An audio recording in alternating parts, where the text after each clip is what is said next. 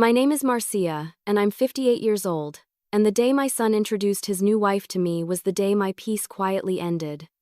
It was a warm Sunday afternoon, the kind that smelled like comfort and nostalgia.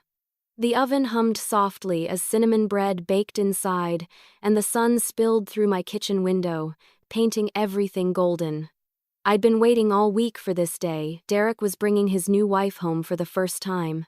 I wanted everything to be perfect. I wore my favorite lavender dress, the one Derek always said made me look extra mom-like. I even polished the good silverware, the kind that only came out on holidays. When they pulled into the driveway, I felt a flutter in my chest. Derek looked so happy stepping out of the car, his arm wrapped around a tall, elegant woman with soft brown hair and a confident smile. "Mom, this is Fiona," he said proudly, like he was presenting a trophy. Fiona reached out with both hands, gripping mine tightly. "Mrs. Hayes, it's such an honor to finally meet you. Derek talks about you all the time."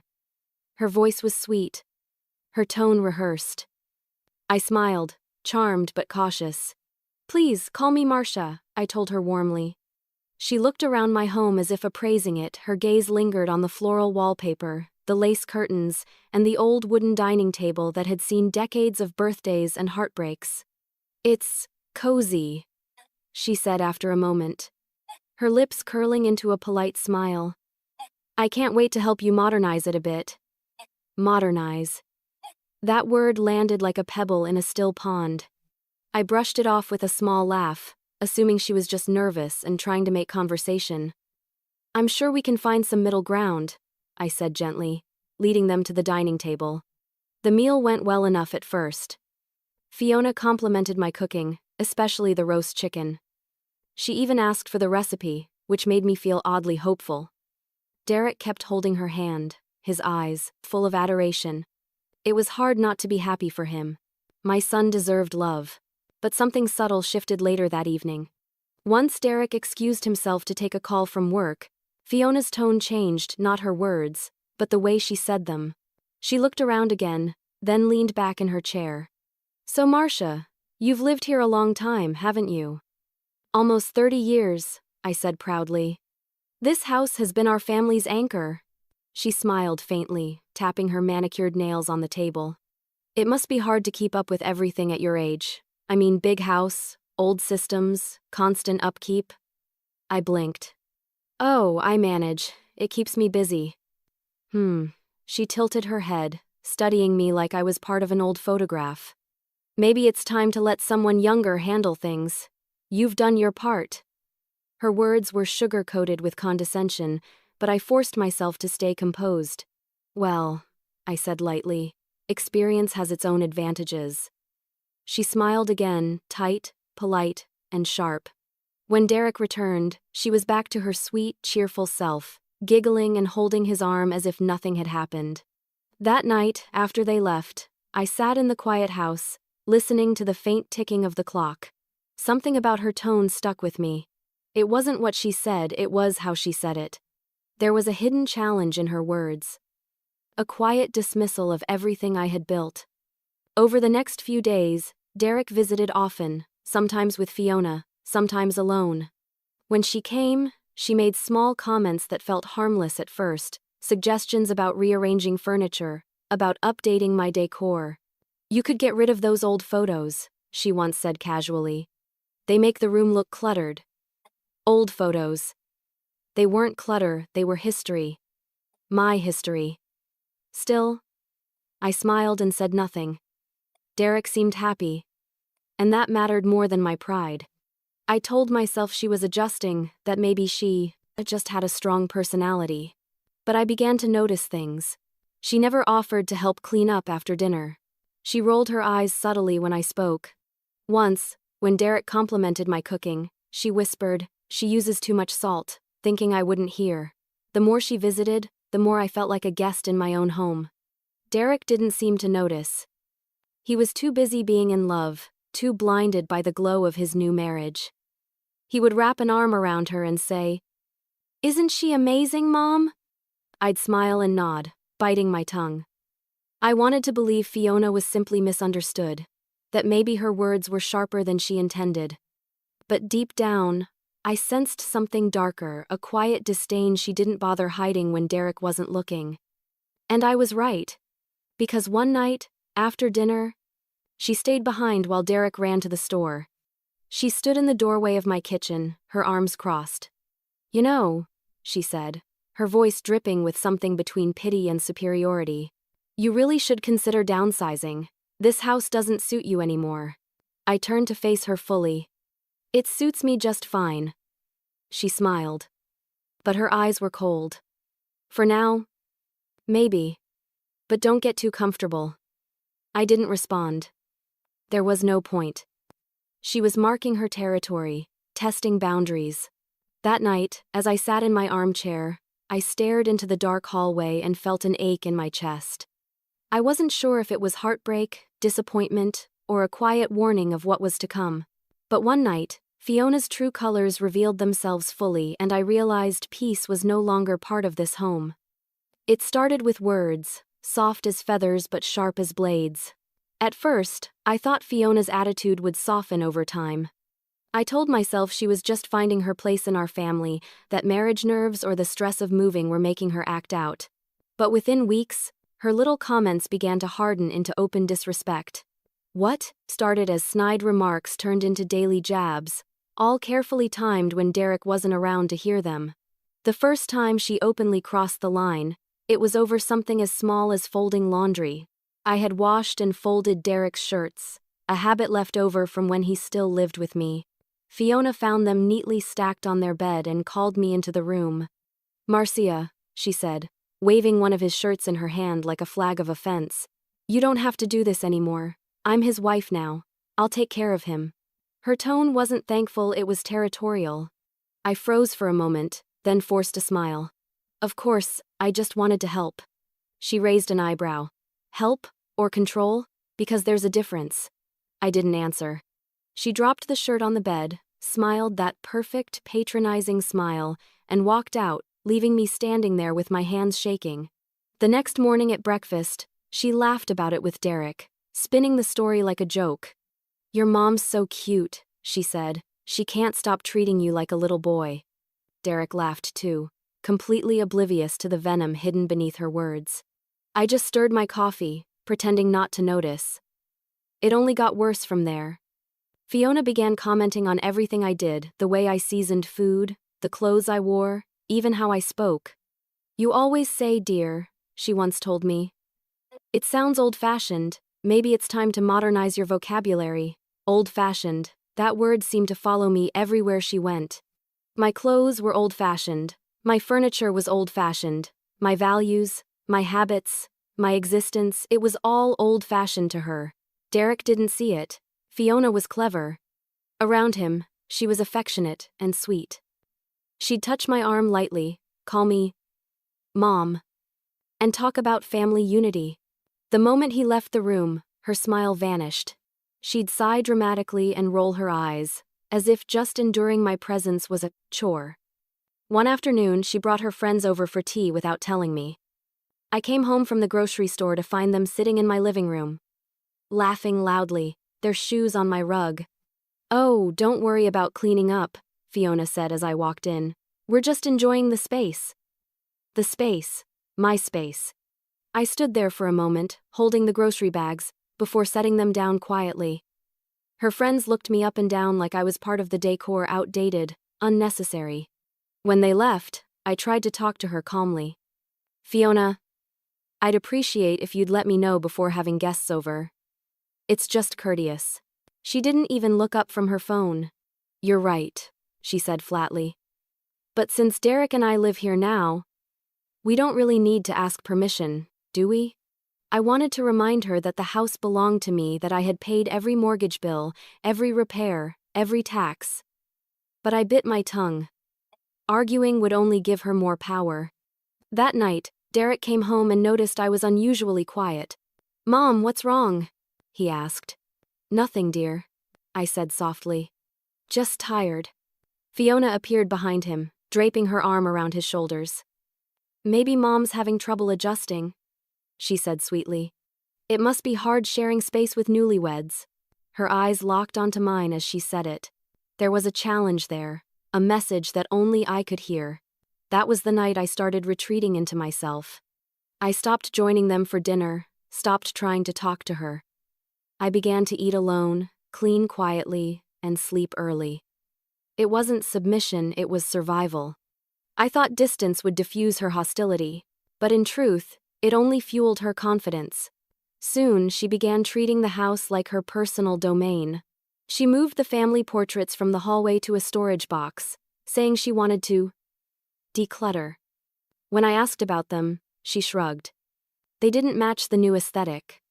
It wasn't just pictures she was removing. It was me. Every day, she chipped away at something: my role, my respect, my sense of belonging. Derek, blinded by love, couldn't see it. Whenever I tried to explain, he'd sigh and say, "Mom, Fiona's just trying to make things feel like home for both of you. Both of us." As if I needed to feel at home in the place I'd lived for 3 decades. I started spending more time outside, tending the garden, walking through the neighborhood, doing anything to avoid being in the same room with her. The air inside the house felt heavy when she was around, thick with unspoken resentment.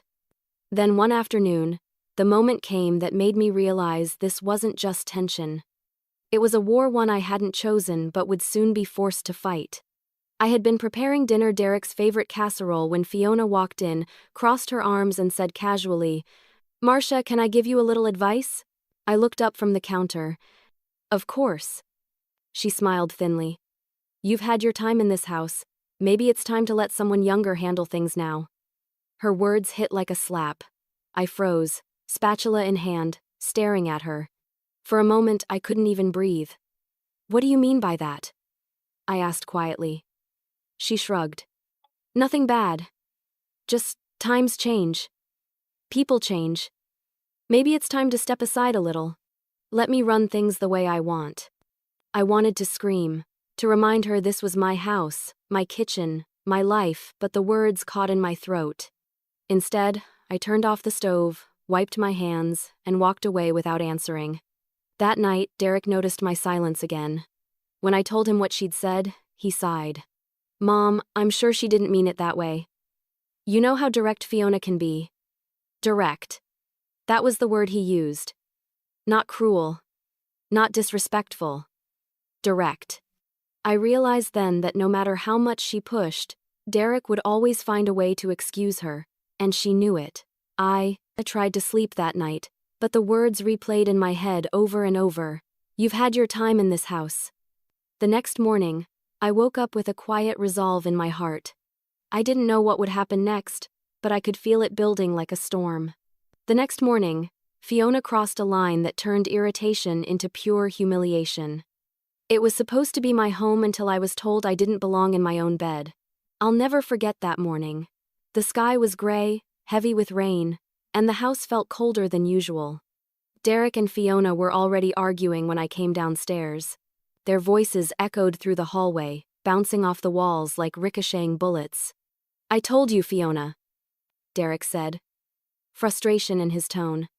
"The guest room doesn't need to be remodeled right now. We can wait." She crossed her arms, her voice calm but sharp. "And I told you that I need that space for my studio. You promised I could make this house feel like mine." My heart sank. I didn't like the sound of my studio. The guest room had always been a peaceful space where relatives stayed, where I sometimes read when the house felt too quiet. I'd filled it with soft cream curtains, lace bedding, and a small writing desk by the window. When I entered the kitchen, Fiona turned to me with a bright, artificial smile. "Good morning, Marcia. We were just talking about reorganizing some rooms. I hope you don't mind," I smiled weakly. "I suppose it depends on what you mean by reorganizing." She looked at Derek, then back at me, her tone suddenly more assertive. "Actually, I'll need your room for a bit, just for a few weeks. I have some design clients coming over and I want to use it as a presentation space." For a moment, I thought I'd misheard her. "My room?" I repeated, slowly. "Yes," she said cheerfully, as though it were the most normal request in the world. "It has the best light. And your furniture gives it that vintage vibe. It'll look perfect for the concept I'm presenting. I stared at her, trying to comprehend the audacity. And where am I supposed to sleep? She pointed casually toward the living room. Oh, there's that nice sofa. It looks comfortable enough. You can use it for a while. The words hung in the air, thick and humiliating. The room went silent except for the faint patter of rain against the windows. Derek glanced at me, uncomfortable. Fiona, maybe... She cut him off. It's just temporary, Derek. Your mom understands. She's practical. I looked at my son. His eyes darted between us, torn, uncertain, weak. Finally, he muttered. It's just for a short time, Mom. Fiona's trying to get her business off the ground. There it was, the betrayal wrapped in softness. I felt the floor tilt beneath me. Of course, I whispered. Just a few weeks. That evening I packed my things quietly. Every item I folded felt like a small surrender. My room, once my sanctuary, was about to be stripped of its warmth and turned into her workspace. As I placed my framed photo of Derek and me on the nightstand, I hesitated. Then tucked it away in a drawer. I couldn't bear to leave it behind for her to move or discard. When night came, I stood in the living room staring at the sofa. It wasn't uncomfortable, but it wasn't a bed either. I laid out a thin blanket and one pillow, then sat down, staring at the ceiling. The air felt heavy, full of the faint scent of lemon polish and quiet humiliation. I heard Fiona laughing upstairs, her voice carefree and victorious. Derek's voice followed, muffled, hesitant, unsure. I wondered if he even realized what she had done to me, or if love had blinded him completely. As I lay down, the leather felt cold against my skin. I closed my eyes, willing myself not to cry.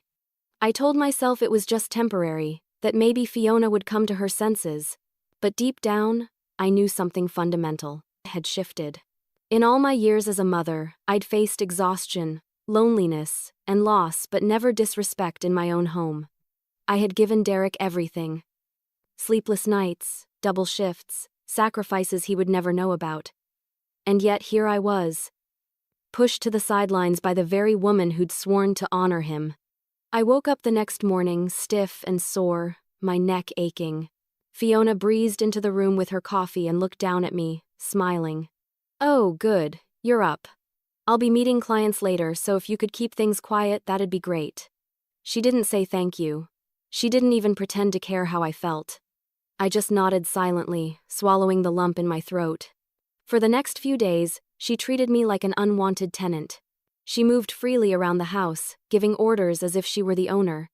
She changed the curtains, rearranged furniture, even replaced my old tablecloth with one, she said, matched her brand aesthetic. Derek tried to keep peace, but every attempt made it worse. She's trying, Mom, he said one night. You just have to give her time. Time. As if time could erase the image of me curled on that sofa while my room became a stranger's project. Still, I kept quiet. I cooked, cleaned, and smiled when spoken to, my silence becoming a shield. But inside, something in me hardened. It wasn't anger, not yet. It was resolve. The kind that only comes when someone has finally stripped you of all dignity and left you with nothing but your own strength. On the fifth night, as I lay awake listening to Fiona hum upstairs, I whispered to myself, "You may have the bed now, but the story isn't over." I didn't know how or when things would change, but I felt it deep inside me like a spark waiting for the right moment to ignite. I didn't know it yet, but Fiona's arrogance would soon plant the seeds of her own downfall. It's strange how silence in a house can feel heavier than shouting. The days that followed blurred together, each one stretching longer than the last. The house that had once been full of laughter and warmth now echoed with tension. Fiona moved through it like a queen surveying her kingdom, her heels clicking across my floors with a kind of ownership that made my skin crawl. Every time I passed her in the hallway, she'd give me that tight little smile, the one that didn't reach her eyes. It was the smile of someone who knew they'd won, at least for now. She wasted no time asserting control. Within the week, my framed family photos disappeared from the walls. When I asked where they were, she waved a hand dismissively. "Oh, They're in storage. The old frames didn't match the new look I'm going for. Don't worry. They're safe. Safe. That word sounded like mockery. Those photos weren't decorations, they were memories, fragments of my life.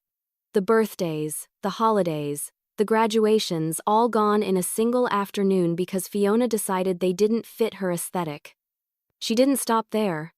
My floral curtains were replaced with stark white blinds. The cozy quilt I'd made by hand vanished from the couch, replaced by a sleek gray throw she said was more modern. Even the scent of the house changed. My usual vanilla candles were swapped for eucalyptus diffusers. Everything that had once been mine slowly turned into hers. Derek, my son, my sweet, distracted boy, barely noticed.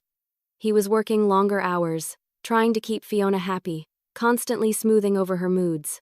When I tried to talk to him, he'd sigh and rub his temples. Mom, she just wants to make the house feel like home. Can you please try to meet her halfway? Halfway. The word made me want to laugh. I'd already surrendered my bedroom, my comfort. How much more was halfway? I started to feel invisible. Fiona spoke to me only when she needed something laundry done. Dishes washed, a favor disguised as a demand.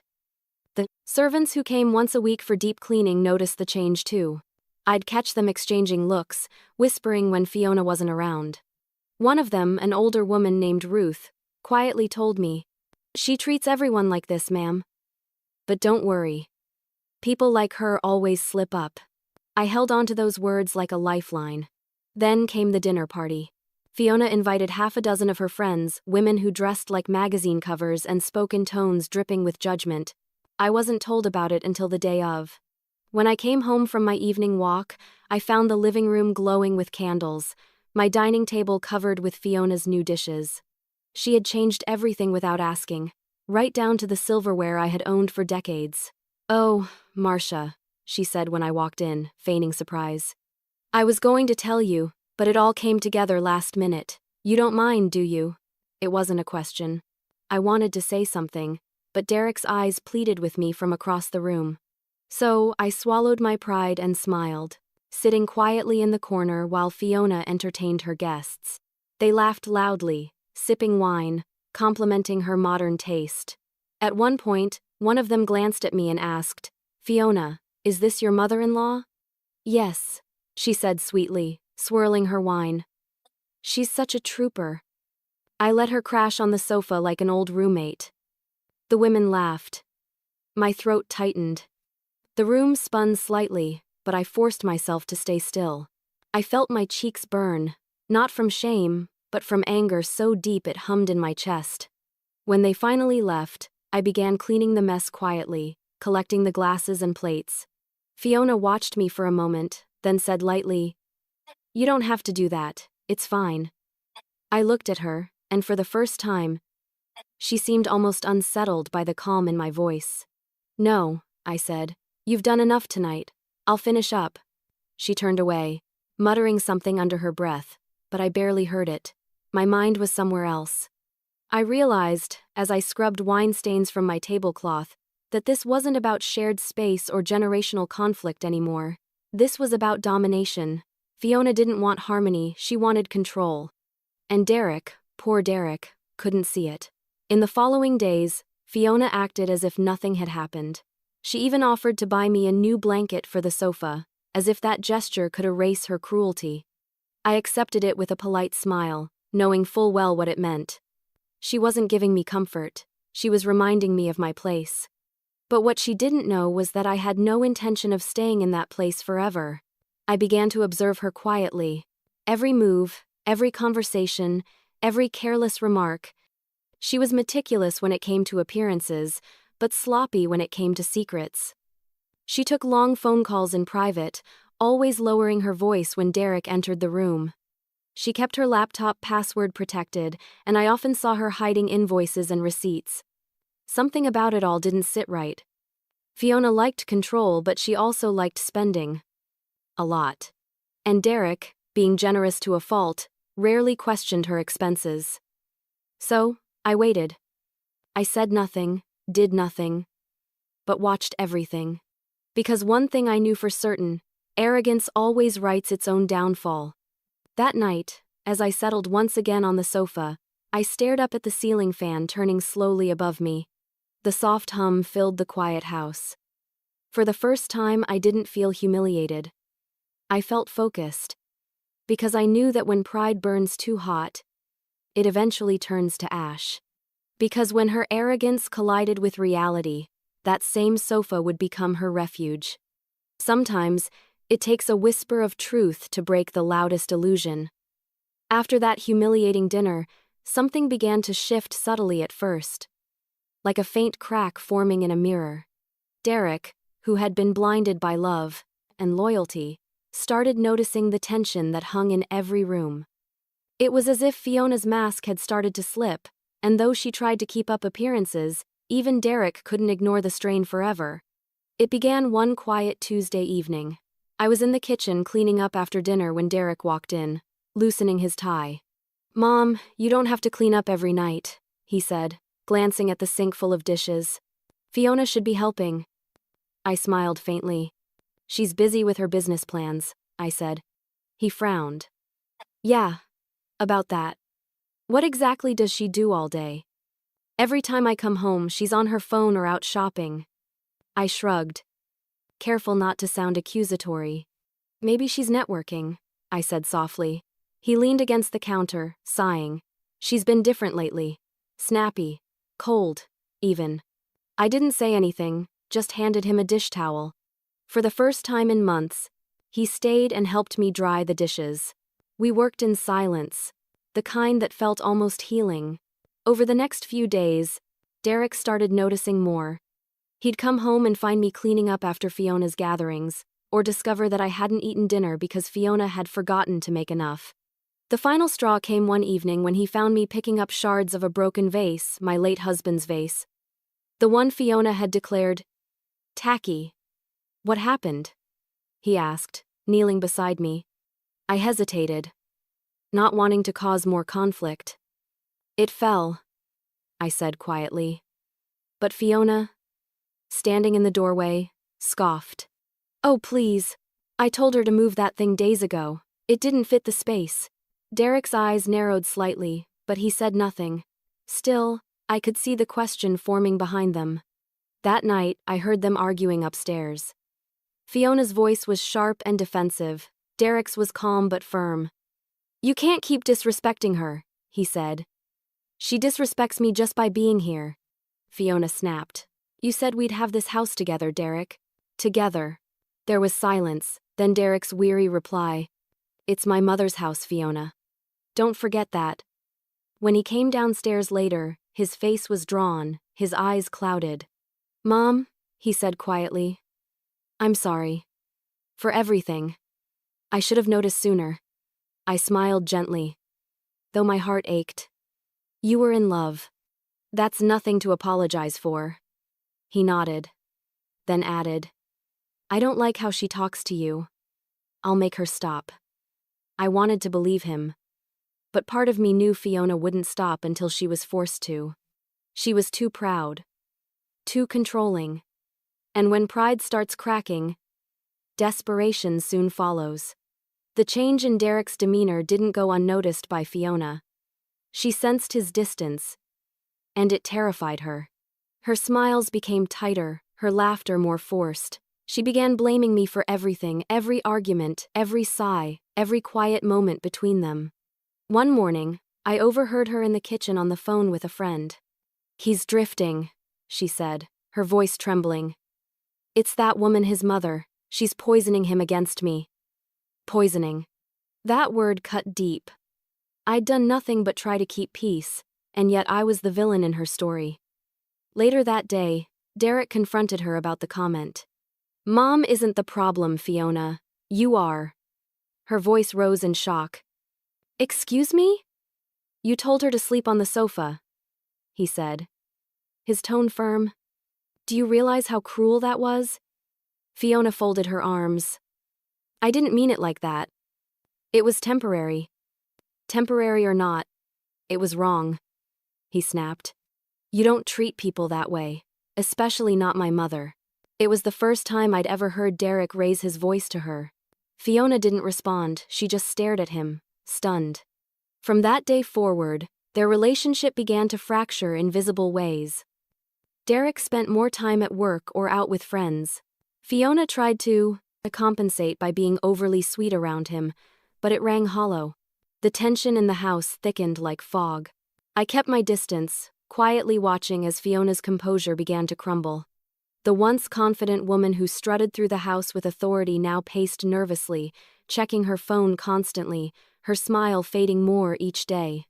Then, one evening, something happened that accelerated everything. Derek came home early.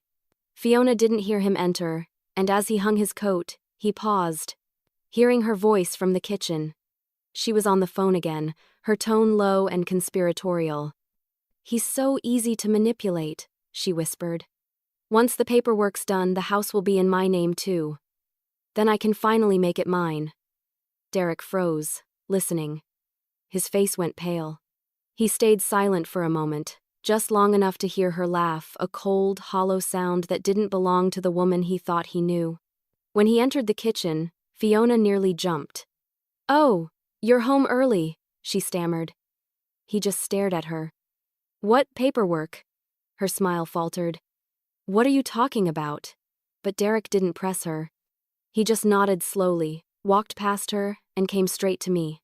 I could tell by his face that something inside him had broken. "Mom," he said quietly, "I think you were right about her." And then, one evening, he overheard something that changed everything. Sometimes fate lets you overhear what was never meant for your ears. After that night, the house fell into an uneasy silence.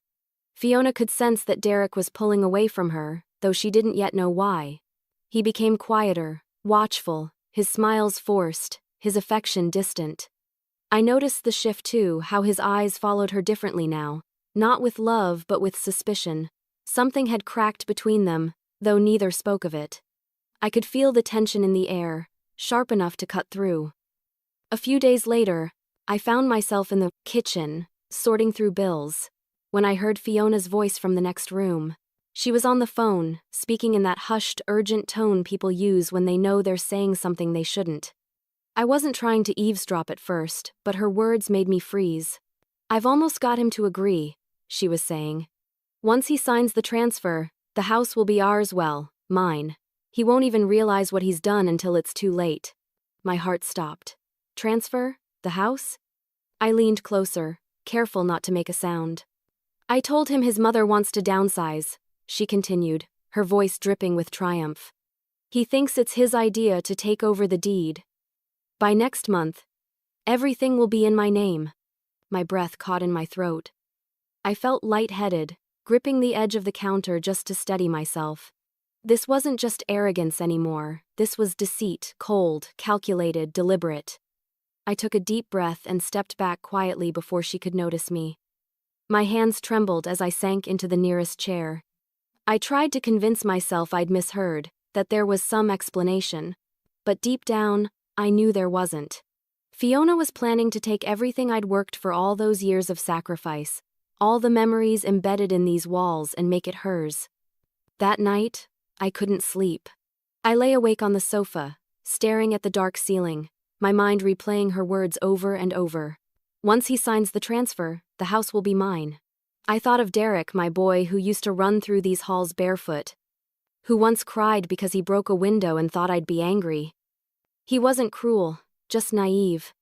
Fiona knew how to pull his strings. She'd studied him like a project, learning which buttons to press. I needed proof, something Derek couldn't ignore, something that would expose her manipulation. The next morning, while Fiona was out shopping, I searched through her things. I hated myself for it, but I had no choice. In her office, the one she'd made out of my bedroom, I found a small folder tucked inside a drawer. Inside were drafts of legal forms, emails printed out, and notes in her handwriting. Convince D to sign deed change. Play the guilt card. Make it sound like future planning. I sat there for a long time, staring at the papers. My stomach churned. Part of me wanted to confront her immediately, to throw her lies in her face. But another part, older, wiser, knew better. Fiona was clever. If I acted too soon, she'd twist everything around and make me look paranoid. So, I waited. Over the next few days, I began documenting everything quietly. I kept my phone close, recording snippets of her phone calls when she spoke too loudly. She had no idea I was listening. I caught her bragging to a friend about how easily she could make Derek feel guilty, how she cried on cue to get what she wanted. "He's like putty in my hands," she said once, laughing. "All I have to do is mention his poor, overworked mother, and he folds every time." Each word I recorded felt like a stone stacking inside me. Heavier. Harder. Colder. My patience turned to steel. I wasn't just hurt anymore. I was determined. When Derek came home one evening, I asked him to sit with me. He looked tired. Worn down. "Mom, what's wrong?" I hesitated. "Derek, I need you to listen to something." He frowned but nodded. I played one of the recordings on my phone, the one where Fiona talked about the deed transfer. His face went pale within seconds. "Pause it," he whispered. I stopped the recording, watching him closely. "Where did you get that?" "She said it in the house," I said quietly. I didn't want to believe it, but I couldn't let you be blindsided. He leaned back, his jaw tightening, anger flashing across his features. She planned this?" "Yes," I said simply. For a long time, he said nothing. His hand ran over his face, and I could see the heartbreak beneath his anger. "I loved her," he muttered. I placed my hand on his. "You still can love her, Derek, but love doesn't mean blindness." He nodded slowly, the truth sinking in like poison. "I need to confront her." "Not yet," I warned. "Let her reveal herself. Let her dig her own grave first." He looked at me, surprised by my calm. "You sound like you've already planned this." I gave him a sad smile. "I've had to learn patience, Derek. It's my only weapon now." From that day on, Derek played along. He pretended everything was normal, while I continued gathering proof. Fiona, oblivious to the quiet alliance forming against her, continued her charade, still sweet to Derek, still cruel to me. But the cracks were widening. She'd begun losing her composure, snapping at him over small things, accusing him of siding with his mother. Then came the day when everything finally aligned. Derek had asked her casually about the house paperwork, pretending he'd forgotten what she'd mentioned. "Didn't you say something about transferring ownership?" he asked over dinner. Her eyes flashed with panic before she quickly recovered. "Oh, that? Just an idea. You know, for tax purposes." He smiled faintly. "Interesting. Maybe we should all discuss it together, Mom included." For a second, Fiona froze. Her fork clattered against her plate. "Why would she need to be there?" "Because it's her house, Fiona," Derek said softly, his tone deceptively calm. I sat quietly, watching her carefully. For the first time, she didn't have an immediate answer. Her confidence faltered, and she mumbled something about checking with her accountant before storming off. That night, I knew the storm was coming. Derek had seen enough. The truth was out, and Fiona's web of lies was beginning to unravel strand by strand. And when the right moment came, Fiona's mask would shatter for everyone to see. Every woman has a limit, and that night, Fiona found mine. Derek had been quiet all day. I could tell he was wrestling with what he'd learned, caught between heartbreak and rage. Every time he looked at Fiona, his expression hardened just a little more. She seemed to sense it, pacing through the house like a caged animal, snapping at small things, at me for moving her paperwork, at Derek for being distant, even at herself when she spilled a cup of coffee. That evening, as rain began to fall outside, Derek finally reached his limit. He came into the living room where I was sitting and said, "Mom, I need to end this tonight." I nodded. My heart pounded, but I said nothing. I knew what he meant. It was time for the truth to come out. When Fiona returned from one of her client meetings, she walked in carrying shopping bags. She smiled at Derek, but her smile didn't reach her eyes. "What's wrong, sweetheart?" she asked, setting the bags on the couch. Derek didn't answer right away. He looked at her, then at me, then back at her again. "We need to talk," he said finally. She sighed, rolling her eyes. If this is about your mother again, Derek, I really can't. It's about you, he interrupted, his tone firm. Her shoulders stiffened. Me? He nodded, pulling his phone from his pocket. I overheard your phone call last week.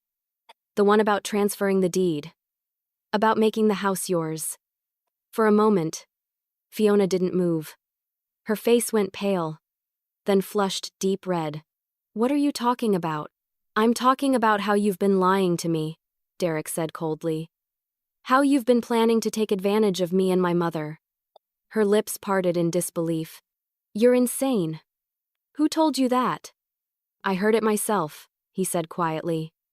And then Mom showed me proof recordings, emails, notes in your handwriting. That was when Fiona's mask began to crumble. Her voice rose an octave. You went through my things? She shrieked, glaring at me. You set me up. I stayed seated, calm.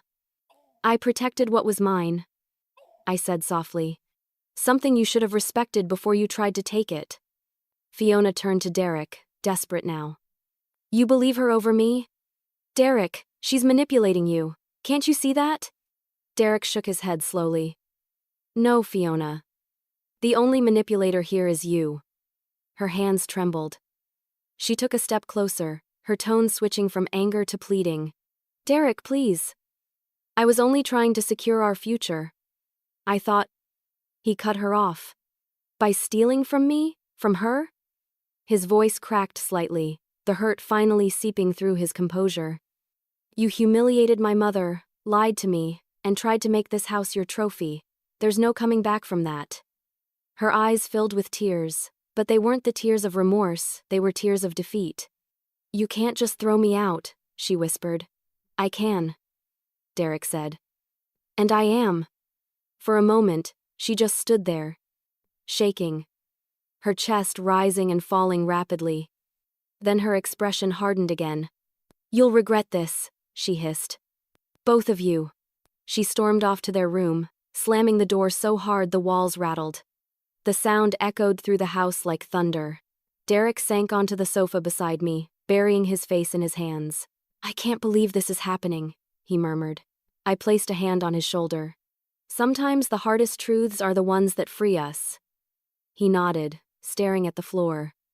She has until tomorrow to leave, he said firmly.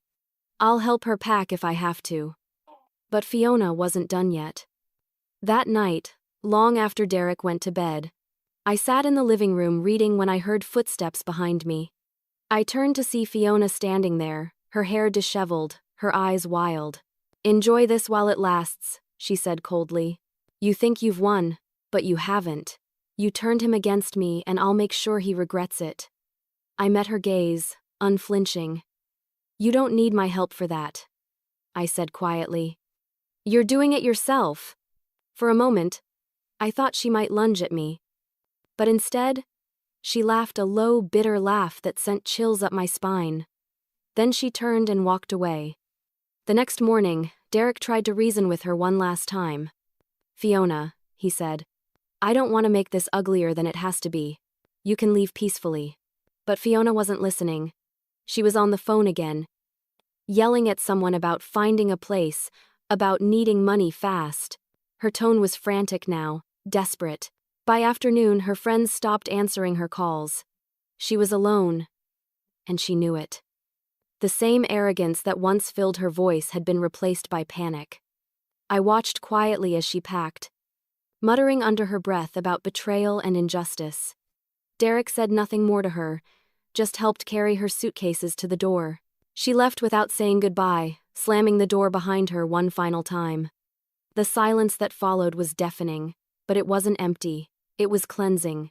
The air felt lighter, the house finally exhaling after months of tension. I thought it was over. I thought we could finally rest. But I was wrong. Because Fiona wasn't finished, not yet. But Fiona had one more trick up her sleeve, one that would backfire spectacularly. When pride meets exposure, destruction isn't far behind. Fiona didn't leave that day. She packed her things, slammed doors, made a scene, but when Derek asked if she was ready to go, she refused. I'm not leaving this house, she snapped. You can't just throw me out like garbage. Derek pinched the bridge of his nose. You made this decision, Fiona. You lied. You schemed. You don't get to stay here after that. She crossed her arms. I have nowhere to go, Derek. My name's on some of the bills. I helped decorate this place. And I'm not just walking out because your mother decided to stir trouble. I stood quietly at the edge of the room, watching her unravel. The woman who once strutted around with control and confidence now looked like a child throwing a tantrum. Fiona, I said softly, you should focus on making peace with yourself, not the house. Her head snapped toward me, her eyes flashing with venom. Don't you dare talk to me about peace, she hissed. You've done nothing but undermine me from the moment I walked in here. I said nothing. Derek did. Mom didn't undermine you, he said evenly. She endured you, and you took advantage of that. Fiona's voice broke. You think you're perfect? You think your saint of a mother hasn't manipulated this whole thing? She's always been jealous of us, Derek. That's what this is about. He laughed bitterly. Jealous? Of what, Fiona? Of the lies? The deceit? Her silence was answer enough.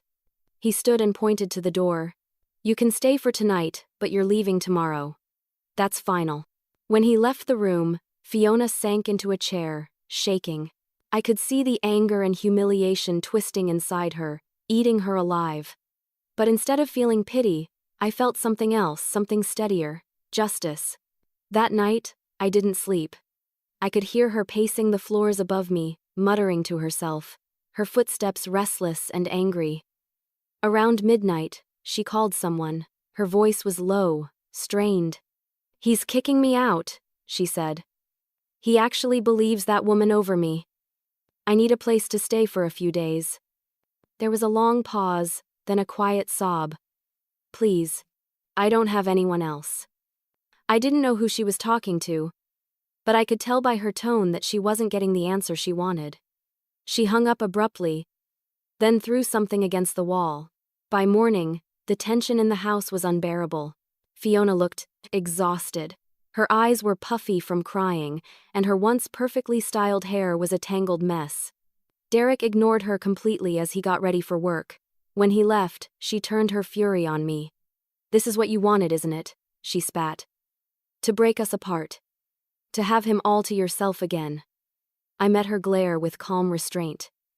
I wanted honesty, I said. You destroyed that, not me. She laughed bitterly. You think you've won? You think he'll just forgive you for meddling? You're just an old woman clinging to control. I tilted my head slightly. And you're a young woman who mistook cruelty for power. For a moment, she said nothing. Then she stormed upstairs, slamming the door to the very room she'd stolen from me. That night, Derek didn't come home. He stayed with a friend, texting only once to say, I can't be there right now. Let her calm down. Fiona must have realized what that meant. Without Derek to shield her, she was stranded in the house she'd tried to claim. I spent the evening in quiet silence, reading in the living room while she stomped around upstairs, pretending she still had authority. But the silence between us wasn't just awkward, it was telling. It was the sound of her empire crumbling. The next morning, I found her sitting at the kitchen table, staring at a cup of untouched coffee. She didn't look at me when she said, He's not answering my calls. I poured myself some tea and sat down across from her. He needs time, I said simply. She scoffed. He's nothing without me, he'll come back. But we both knew she didn't believe it. The phone rang that afternoon, it was Derek. He wanted to check if everything was all right. Mom, is she behaving? He asked. She's quiet, I said softly. That's something. He sighed. I'll come by this weekend. I need to sort this out once and for all. When I hung up, I could feel Fiona's eyes on me. He's coming. Back, isn't he? She asked. Yes, I said, sipping my tea. But not for the reason you think. Her face hardened. You think he's going to kick me out himself? You'll see. He'll forgive me. But she was wrong. Derek had seen too much this time, And Fiona's arrogance was her undoing. She couldn't stop herself from digging deeper into her own ruin. That night, a storm rolled in. Thunder rumbled outside as wind rattled the windows. Fiona sat curled on the couch, hugging her knees, staring blankly at the wall. For the first time, she looked small. The queen who once ruled this house now looked like a frightened girl who'd lost everything. Around midnight, she whispered, "I didn't mean for it to go this far."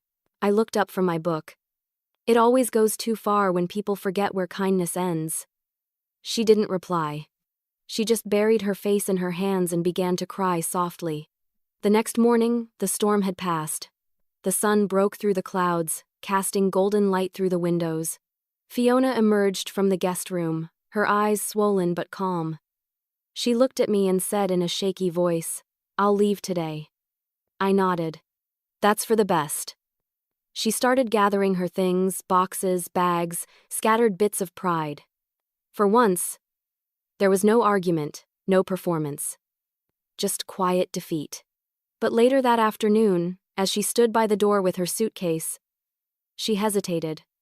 "Marcia," she said softly, "I know you hate me, but—" I stopped her. "I don't hate you, Fiona. I pity you, because you had everything, love, a home, a second chance, and you traded it all for power." Tears filled her eyes again, and for a fleeting moment, I saw something real regret. She walked out without another word. The sound of the door closing behind her was soft but final. I sat down on the sofa, the same sofa she once forced me onto, and exhaled. The storm had passed, and for the first time in months, the Runer Wam house felt peaceful again. But by the end of the week, Fiona would be the one begging for mercy, for forgiveness, and most ironically, for a bed. It's poetic how quickly power changes hands. The silence that followed Fiona's departure was like the first deep breath after a storm. For days, I walked through the house in quiet disbelief, half expecting her sharp perfume or the click of her heels around every corner. But there was nothing, only the gentle hum of the refrigerator and the soft tick of the clock. The air felt lighter, freer, almost sacred again. Derek didn't come home right away. He needed time to process everything, and I didn't blame him. The man who once believed in perfect love had seen the ugliness of deceit up close. He texted me often asking if I was okay, but I knew it was him who needed space more than I did. Meanwhile, Fiona's absence left behind more than silence. It left a trail of ruin. Unpaid bills, credit card statements, and expensive purchases began arriving in the mail, all in Derek's name. Designer shoes, boutique furniture, spa subscriptions. She had lived extravagantly while pretending to build her business. When Derek finally returned a few days later, he looked different. Older somehow. Tired, but clear-eyed. "Mom," he said quietly, "I froze our accounts. She can't use a cent more." I nodded, a strange calmness washing over me. "That's good," I said. "You've done the right thing." But Fiona didn't take her defeat quietly. That same evening she called Derek over and over again, 10 times, then 20. He didn't answer once. Eventually, she called the house phone. I picked it up. Her voice trembled with a mix of anger and panic. "Marcia, please, let me talk to him." "He's not here," I said softly. "Don't lie to me," she shouted. And then, after a pause, her tone broke. "Please, I don't have anywhere to go." I stayed silent. She sniffled audibly, on the other end. "They won't let me stay at the hotel without payment," she said. "My cards aren't working. I need help." I closed my eyes for a long moment, the memory of her voice echoing. "You can sleep on the sofa." "Fiona," I said evenly, "you made your choices." She started crying harder. "Please. Just one night. I'll leave in the morning." But I couldn't answer her the way she wanted. "You told me the sofa was comfortable," I whispered. "Maybe you should try it." I hung up before she could reply. My hands trembled, not from guilt, but from the realization that justice doesn't always roar, it sometimes whispers. The next morning, Derek told me Fiona had shown up at his office. "She looked terrible," he said quietly. "Disheveled, desperate." She begged me to let her come back. I set my teacup down carefully. "What did you tell her?" "That it's over," he replied. "I told her she needed to figure her own life out. I can't fix it for her anymore." He rubbed his temples, his voice cracking slightly. "It's hard, Mom. I still loved her." I reached across the table, touching his hand. "You can love someone and still know they're wrong for you. That's what makes it hurt." For the first time in months, Derek smiled weakly. "I should have listened to you sooner." I shook my head. "No, son. You needed to see it for yourself. Sometimes pain is the only teacher strong enough to open our eyes." Later that day, I went about restoring the home. I took the white blinds Fiona had installed and replaced them with my old floral curtains. The scent of vanilla returned as I lit my favorite candles. The framed photos found their places on the walls again. Piece by piece, I reclaimed the space she had tried to erase. That evening, I stood in my bedroom doorway for a long moment before stepping inside. It felt strange, like walking into an old dream. Everything was just as I'd left it, though the energy felt different. Softer. Safer. Mine again. I sat on the edge of my bed, running my fingers across the comforter. The weight of the past months pressed against me, and for the first time, I let myself cry. But they weren't tears of pain, they were release. As I lay down, the mattress cradled me with a comfort that felt both physical and emotional. I hadn't realized how much I'd missed this, the warmth, the quiet, the dignity of simply belonging in my own home.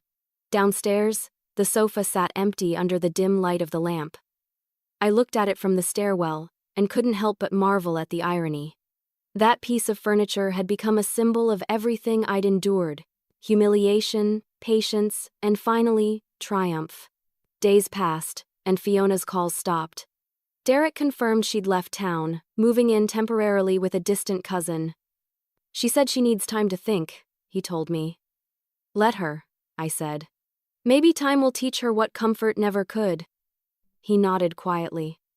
"I think she's finally realizing what she lost."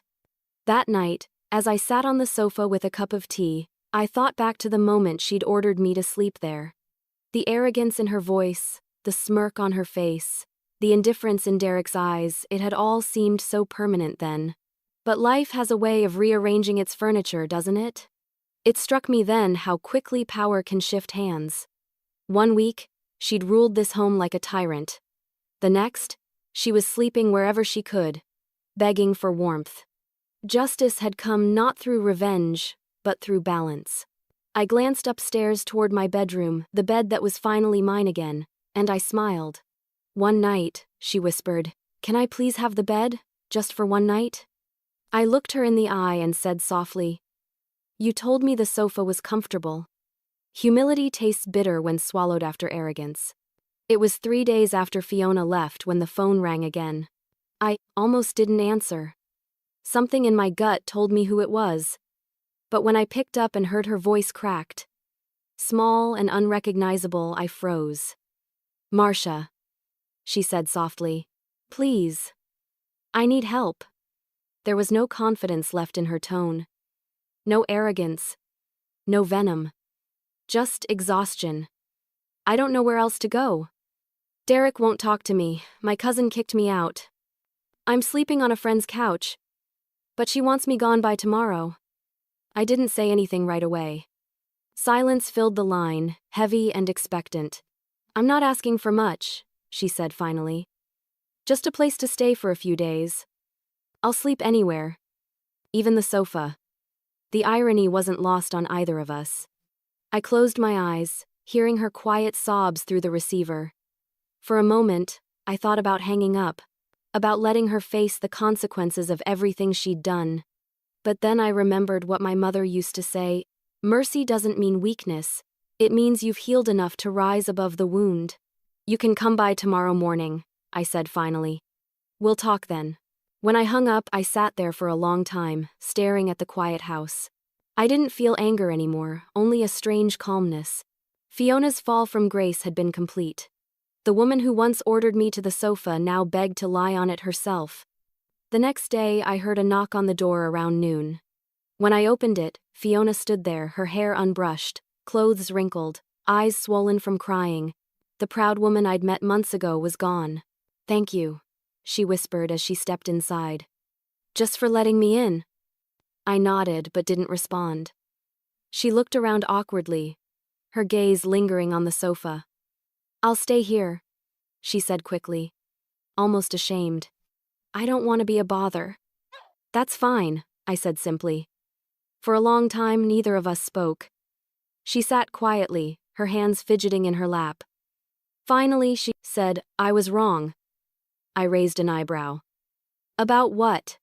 Her voice cracked. "Everything. The way I treated you. The way I spoke to Derek. I thought if I controlled everything, I wouldn't lose it." I sighed softly. "Control doesn't protect love, Fiona. It suffocates it." Tears rolled down her cheeks, and for once they weren't manipulative. They were raw. "I don't expect you to forgive me," she said. "I just needed somewhere safe for a few days. I'll leave once I find a place." I nodded again. "You can stay for now." "But there are rules."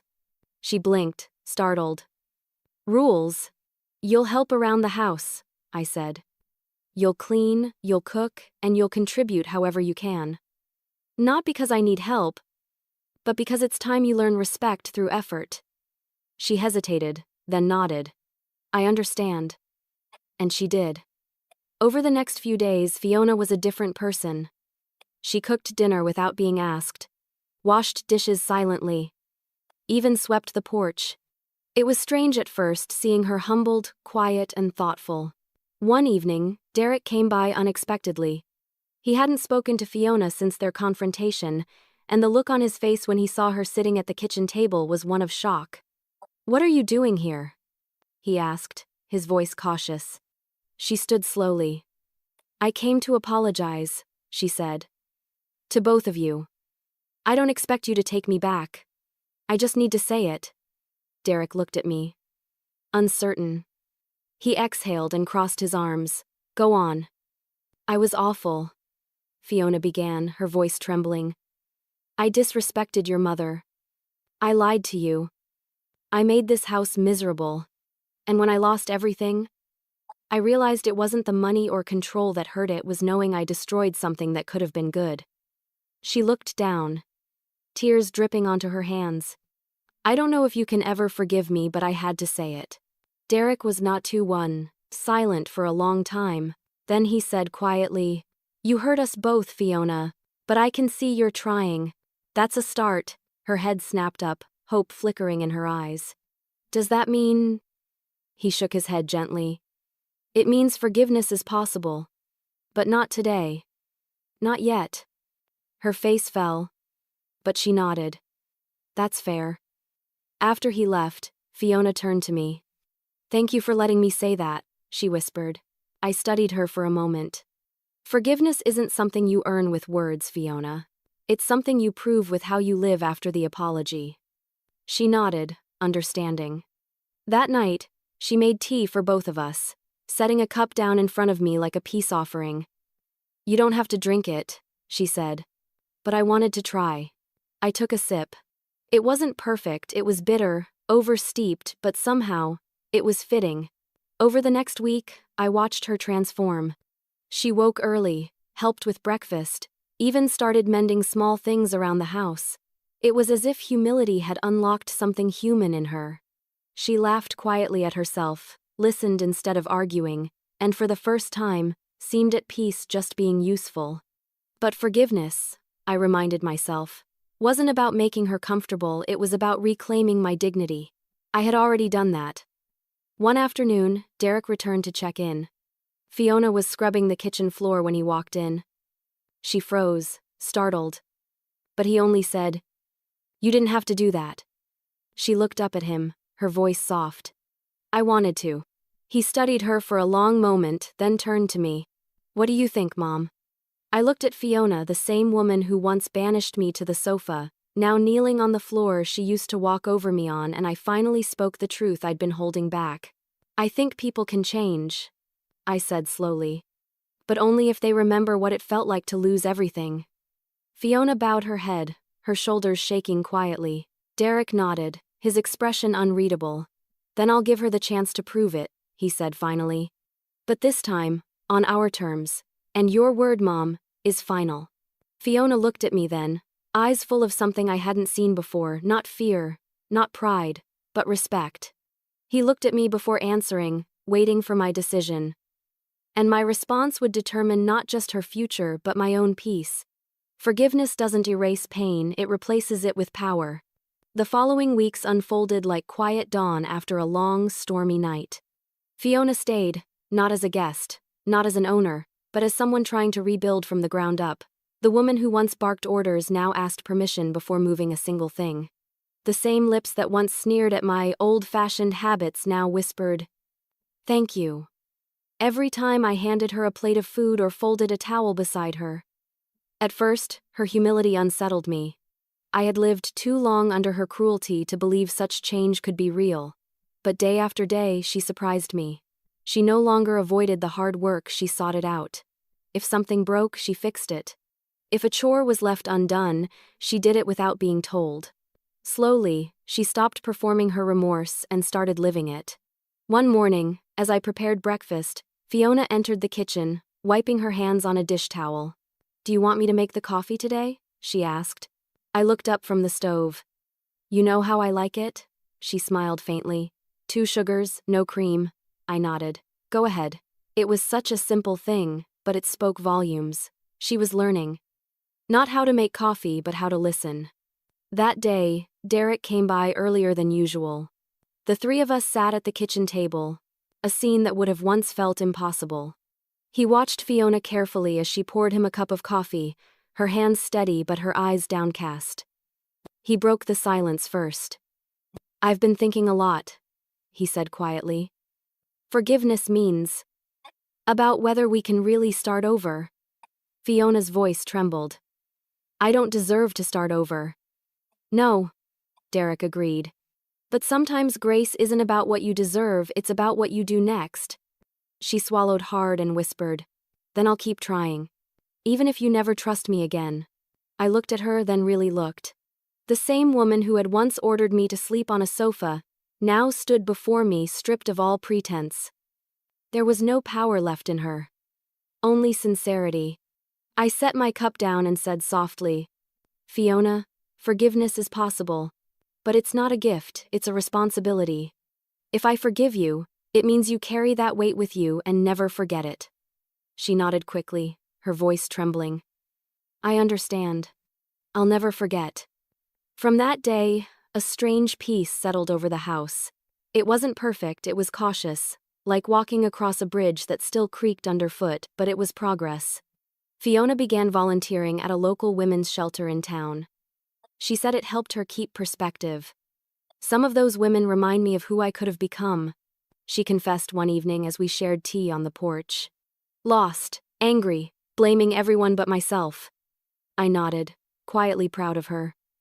"And who are you now?" She smiled faintly. "Someone learning to be grateful for what's still left." It was in small moments like those that I began to believe her transformation was real. There was no longer arrogance in her tone, no smugness in her eyes. Just quiet reflection. Derek noticed too.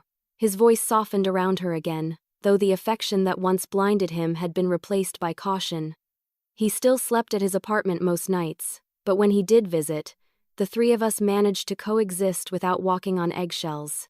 One evening, after dinner, Fiona lingered at the table while Derek stepped outside to take a call. She turned to me and said softly, "I know it might sound strange, but I'm grateful for what happened." I raised an eyebrow. "Grateful?" She nodded. "Losing everything showed me who I really was, and it wasn't someone I liked." I studied her for a moment. Self-awareness is the first step to redemption. The next is living differently. She smiled weakly. "I'm trying." "I know," I said. "And that's why you're still here." A comfortable silence followed, broken only by the soft hum of the refrigerator. For once, the air between us wasn't heavy, it was almost peaceful. In the weeks that followed, Fiona kept her word. She didn't overstep, didn't complain, didn't try to assert herself. She listened, she learned, and most importantly, She apologized not through speeches, but through action. Sometimes, I'd catch her sitting on the sofa in the evenings, staring at nothing in particular. One night, I asked what she was thinking about. She smiled sadly. How easy it is to lose everything over pride. I thought having control meant being strong. But now I see that real strength is being humble enough to admit when you're wrong. Her words stayed with me long after she went to bed. For the first time, I realized I wasn't holding anger anymore. I wasn't waiting for revenge or retribution.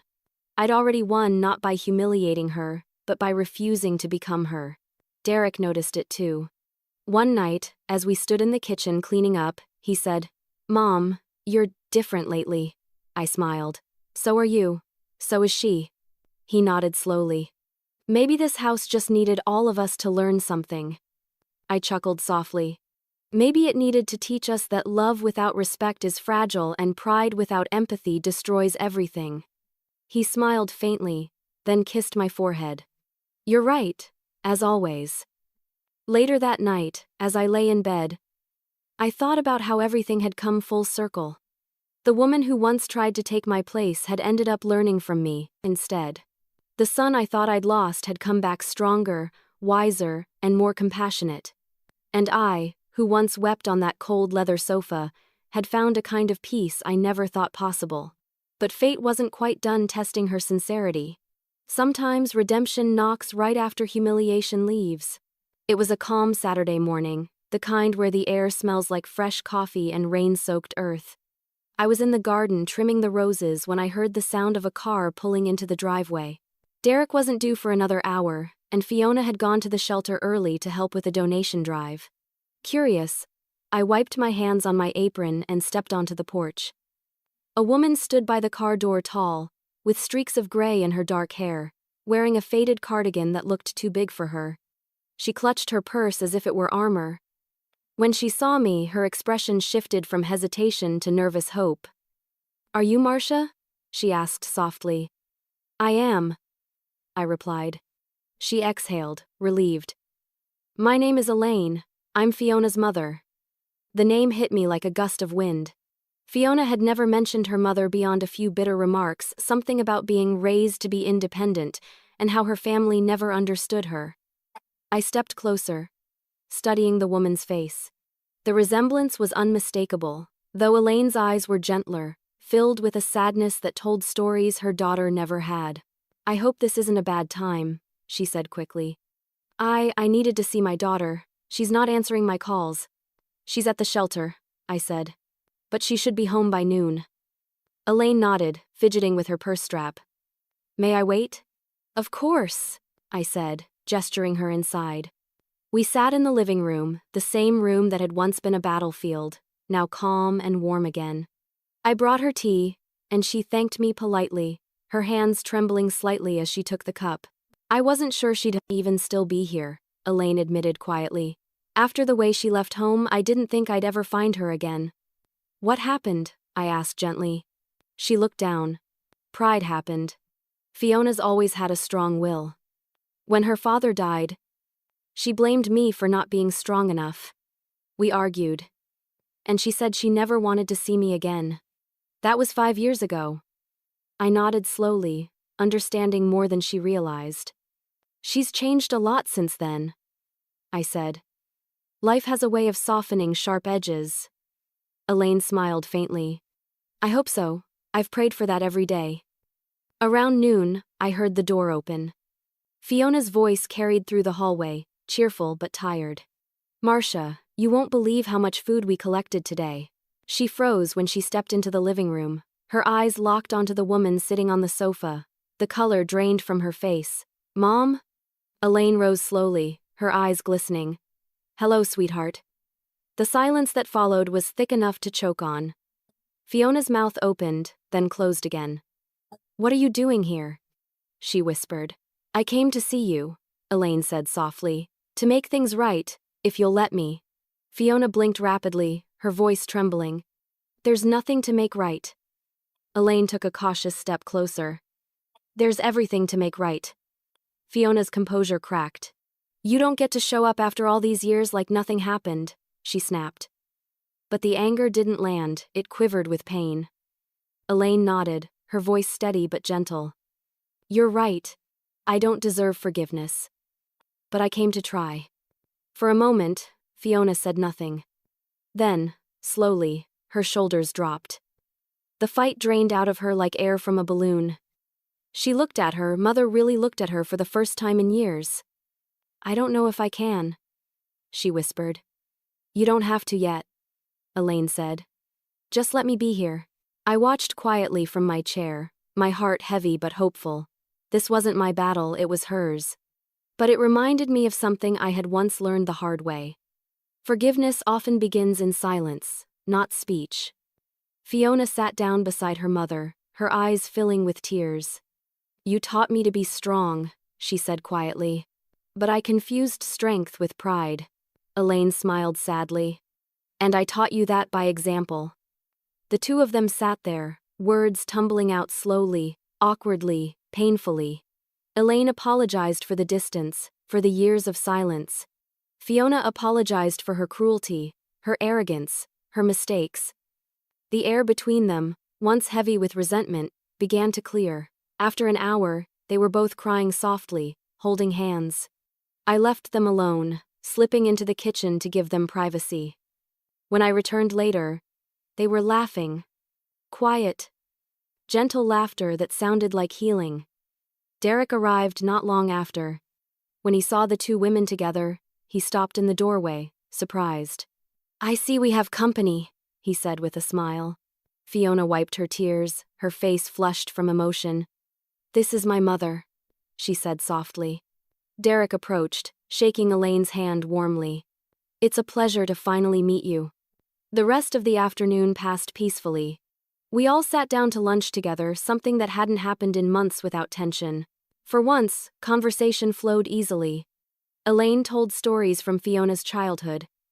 And Fiona listened with a wistful smile, as if rediscovering a part of herself she'd long buried. Later, as the sun dipped low, Elaine stood to leave. Thank you, Marcia, she said. For not giving up on her. For showing her what grace looks like. I smiled. She found it on her own. I just gave her the space. After she left, Fiona sat quietly by the window, watching the fading light.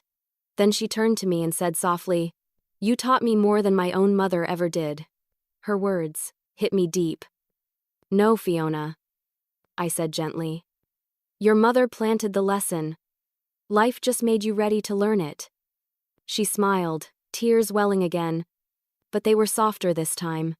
Thank you for not turning your back on me when I deserved it most. I looked around the room, the house that had seen so much pain and pride, and finally said, Maybe that's what this house was meant for, not just to hold people, but to heal them. Fiona nodded slowly, her eyes glistening. Maybe so. The woman who once ordered me to sleep on the sofa now sought wisdom instead of power. And I knew it was time to reclaim my peace fully. Every wound leaves a scar, but not every scar hurts forever. The next morning felt like a new chapter, quiet, warm, and unburdened. Sunlight spilled across the kitchen tiles, golden and forgiving. I brewed coffee as I always did, but this time, the aroma carried peace instead of tension. Fiona came down the stairs, not as a conqueror or a guest, but simply as herself, soft-spoken, humbled, human. Good morning, she said gently, her voice still thick from sleep. Good morning, I replied, pouring her a cup without hesitation. She smiled. A genuine one. The kind I'd never seen before. Thank you. We drank in silence for a while, but it wasn't uncomfortable. The air between us had changed. The walls, once witnesses to conflict, now seemed to exhale relief. There was no need for apology anymore, just understanding. After breakfast, I decided it was time. Time to make my home truly mine again. Fiona seemed to sense it too, because when I pulled out the boxes from the attic, she joined me without being asked. Are we redecorating? She asked with a hint of a smile. Restoring, I corrected gently. Together, we began unpacking the old pieces that had defined this home for decades. Framed photographs, embroidered table runners, my mother's china, the little porcelain cat that used to sit on the windowsill. Each item carried a story. A piece of me that had been tucked away when Fiona tried to erase the past. She handled each item carefully, almost reverently. "I never realized how beautiful these things are," she said softly as she dusted an old photo frame. I smiled. "You couldn't see beauty in them before because you were too busy chasing perfection." She nodded, accepting the truth without flinching. Perfection doesn't feel like peace anymore. By the afternoon, the house had transformed back into itself. The floral curtains once again danced with the breeze, and the family photos smiled down from their rightful places. The walls felt alive again, humming with the quiet strength of survival. When Derek arrived that evening, his face lit up the moment he stepped inside. "It looks like home again," he said, his voice full of nostalgia. "It always was," I said softly. "It just forgot how to breathe for a while." He smiled at me, then turned to Fiona. "You helped her with all this?" Fiona nodded. It felt right to. For the first time, Derek reached out and touched her arm, not with affection exactly, but with gratitude. "Thank you," he said simply. That one word carried more healing than any apology could have. We ate dinner together that night, real dinner, not the strained kind where every word feels like walking on glass. Fiona cooked half the meal herself, and though she oversalted the potatoes, no one complained. Derek even laughed for the first time in months, and the sound filled the house like music. After dinner, I excused myself and went upstairs to my bedroom. I stood in the doorway, taking in every detail, the lace curtains glowing softly in the lamplight, the quilt folded neatly at the foot of the bed, the faint scent of lavender from the sachet in my dresser. My room, my sanctuary. I sat down on the bed, running my fingers across the comforter, and whispered a quiet thank you to the universe for strength, for endurance, for the strange mercy of time. Downstairs, I could hear Fiona and Derek talking softly. Their voices were low, calm, almost tender. It wasn't reconciliation, not yet, but it was the fragile start of something honest. Over the next week, I continued reclaiming my life in small, deliberate ways. I started tending the garden again, something I hadn't done since before Fiona arrived. The roses were still there, resilient and blooming despite months of neglect. I trimmed the thorns and smiled at the metaphor they offered me. Beauty often survives even when mishandled. Fiona joined me sometimes, kneeling beside me in the dirt. "I never understood how peaceful this could be," she said one morning, gently patting soil around a new plant. "You will," I said. "Peace grows when you stop trying to own it." She smiled, and I could tell she was beginning to understand. A few days later, I started keeping a journal. It began as a small exercise in reflection, but it quickly became something more. I wrote about everything: the humiliation, the anger, the silence, the growth. I wanted to remember not just the pain, but how I'd risen from it. One afternoon, Fiona found me writing at the dining table. "You're documenting it?" she asked softly. "Yes," I said without looking up. "I want to remember the journey. So that someday, when someone else feels powerless, I can tell them that strength doesn't always roar, it sometimes just stays quiet and survives." She nodded slowly, her eyes shining. "You should publish it someday. People need stories like this." I smiled faintly. Maybe. That evening, as the sun dipped low and painted the walls with gold, Fiona came to me with a hesitant expression. "Marcia," she said softly. "Thank you for letting me stay, for teaching me, for not turning your back when you had every reason to." I looked at her. The woman who had once been my tormentor, now standing before me with genuine humility. "You taught yourself, Fiona," I said. "I just refused to hate you long enough for you to see the truth." She nodded, a tear slipping down her cheek. "You're a better woman than I could ever be." "No," I said gently. "I'm just one who's already learned the lessons you're still learning." That night, I slept soundly, wrapped in the warmth of my reclaimed room. For the first time in a long time, I didn't dream of confrontation or hurt. I dreamed of peace, of balance, of a house finally at rest. When Fiona saw my journal, she said softly, "Your story should be told." And I realized she was right because every injustice deserves its redemption. In the end, the same sofa that once held my tears became the throne of my victory. It's strange how life comes full circle. Months ago, this house echoed with conflict and humiliation. Now it hummed with laughter, warmth, and something even more precious: understanding. The same walls that once witnessed bitterness now reflected forgiveness, and the same rooms that had divided us now united us again. We decided to host a family dinner that weekend. It wasn't planned out of celebration but closure, an unspoken acknowledgement that the storm had passed and the house had healed. I set the table the way I used to, with my old lace cloth and the china I'd kept boxed up for far too long. The scent of roast chicken filled the air, blending with the faint sweetness of cinnamon bread baking in the oven, the same smell that filled the house the day Fiona first arrived. Only this time there was no pretense, no performance, just sincerity. When Derek and Fiona came downstairs, they both looked at the table and smiled. "It smells like home," Derek said softly. "It always did," I replied. Fiona helped me set the last of the dishes, and when she placed the final plate on the table, she looked at me and said, "You know, I used to think this house needed changing, but now I realize it was me who did." I met her gaze and smiled. "Growth is the best kind of renovation, Fiona. It lasts longer than paint." The dinner was simple, but it was one of the most peaceful evenings I'd had in years. Derek talked about work, Fiona shared stories from the shelter, her tone gentle and grounded. I mostly listened, content just to watch them rediscover each other, not as husband and wife bound by pride, but as people learning to care honestly again. After dinner, Derek raised his glass. "To lessons learned," he said, smiling at me. "And to my incredible mother, who taught us both what strength really looks like." I laughed softly, a little embarrassed, but my heart swelled. "To lessons learned," I echoed.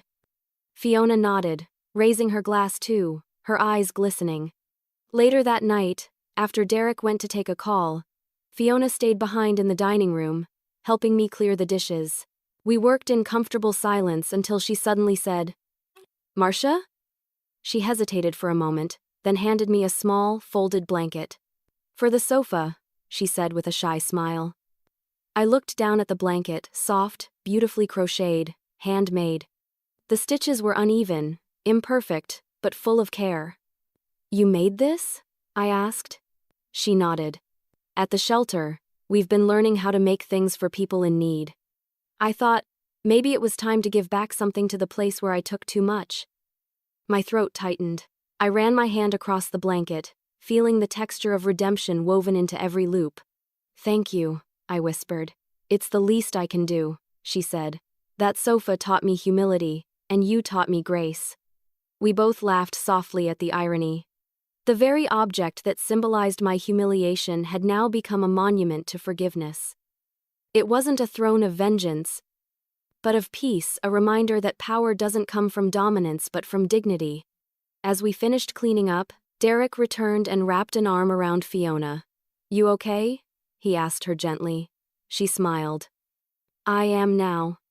He looked at me over her shoulder, his eyes full of quiet gratitude. "Thank you, Mom, for everything."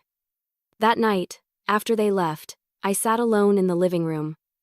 The blanket folded neatly across the back of the sofa. I poured myself a cup of tea and let the silence of the house settle around me. It wasn't an empty silence, it was contentment. I thought about everything that had happened, the nights I cried on that very couch, the mornings I pretended not to hurt, the moments I chose patience over retaliation. Each memory was a stitch in the tapestry of what my life had become: imperfect, painful, but profoundly human. I realized then that justice had indeed been served, but not the way I once imagined it. I didn't get revenge. I got restoration. The kind that doesn't destroy others but rebuilds yourself. A knock on the door pulled me from my thoughts. When I opened it, Fiona stood there again, this time with a nervous smile. "I forgot something," she said. I tilted my head. "What's that?" She took a deep breath. "Thank you for giving me a second chance when I didn't deserve one." I smiled softly. "Just promise me you'll give yourself one too." She nodded, tears welling in her eyes. "I will." After she left, I turned back toward the sofa, the same sofa that had seen my humiliation, my heartbreak, and now my healing. I traced the edges of the blanket she'd given me and whispered, "You've seen it all, haven't you?" I imagined all the moments this living room had held.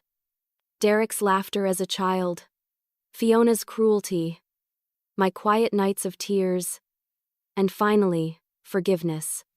Life, I realized, isn't made of victories and defeats. It's made of lessons. The next morning, I opened my journal and began writing the final entry of my story. I once thought justice meant seeing those who hurt me fall. I wrote. But now I know true justice is standing taller without stepping on anyone. It's finding peace where pain once lived. I closed the journal, placed it on the coffee table, and looked around my home, my reclaimed kingdom. The morning light poured through the curtains, dancing across the floral patterns I'd fought to protect. The air smelled faintly of cinnamon and lavender, and the blanket on the sofa glowed in the soft sun. I smiled, whispering to myself, "Full circle." Because sometimes poetic justice isn't about revenge, it's about balance. It's about watching the world quietly right itself while you sit in peace. No longer angry, no longer small. Because sometimes poetic justice isn't about revenge, it's about reclaiming dignity.